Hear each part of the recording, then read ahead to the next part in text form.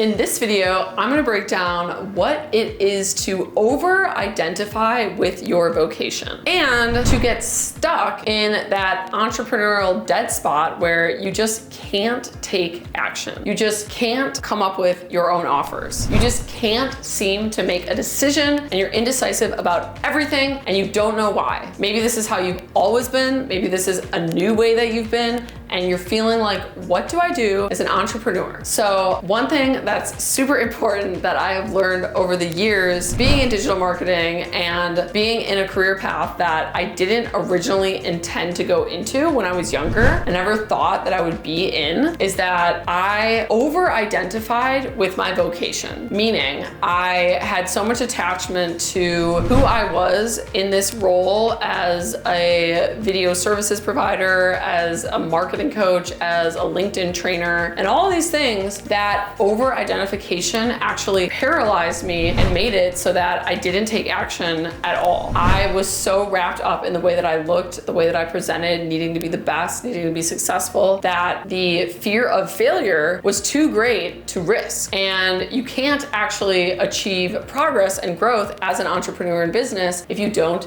take risks. You have to come up with ideas. You have to test new offers. You have to take sales calls. You have to talk to different people. I avoided all of those things simply because I didn't want to be faced again with my own failure. And I over-identified with that part of me that had failed in the past. So the drastic shift that had to ultimately occur is that I had to let go of being so attached to who I was as an entrepreneur. I had to really find God and realize, wait a minute, I'm so much more than just this job. This doesn't define me. Even if I fail, I could fail 100 times more. It's like, who cares? And I just finally started to relieve the pressure off of myself. And I'll tell you something. Once I was able to forgive my past self for the mistakes that I had made, I realized something. I can forgive myself again. And if I can forgive myself, this is opening a whole new door for me, because the issue in the past with me not wanting to take action and being stuck and being paralyzed is that I didn't know how to forgive. And because I didn't know how to forgive, making more mistakes and potentially failing was actually dangerous for me, because I already had so much self-hate and self-regret backed up from previous business failures. I couldn't take another drop in the bucket. So when I finally learned how to forgive myself, I realized, oh my gosh,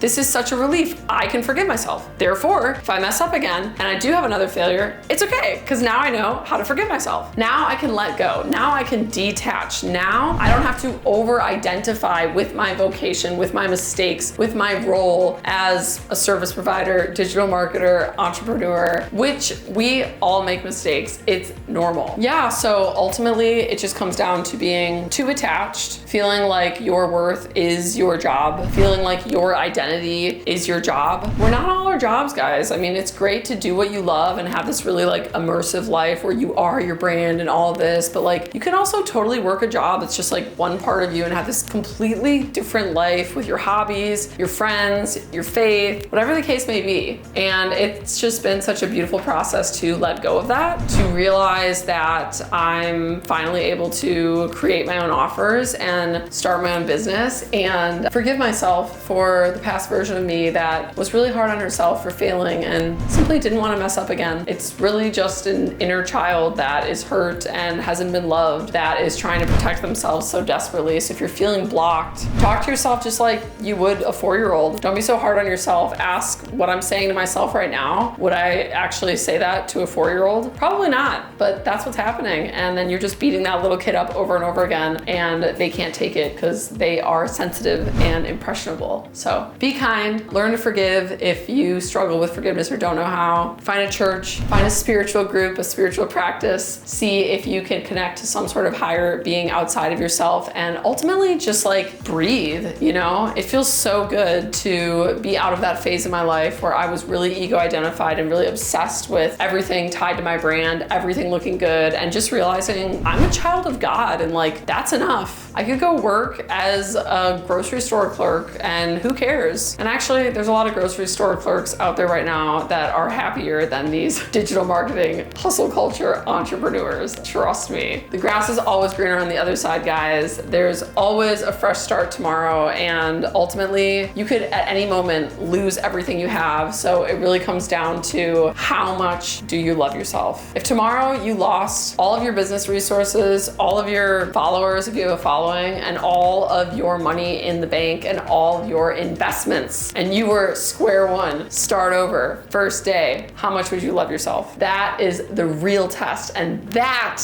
is the real true measure of power. So thanks for listening, and thank you so much, Jesus, for these beautiful revelations. I'm so grateful to be over that phase of my life where I over-identified with everything and was like so hard on myself. It just paralyzed me. Now I take myself a lot less seriously, and work is a lot more fun, and I'm finding my way as a business owner after 8 years of doing this, but we're getting there. Thank you guys so much. If you liked this video, please subscribe to the channel for more topics around life, spirituality, business, and smash that notification bell for more. Thanks.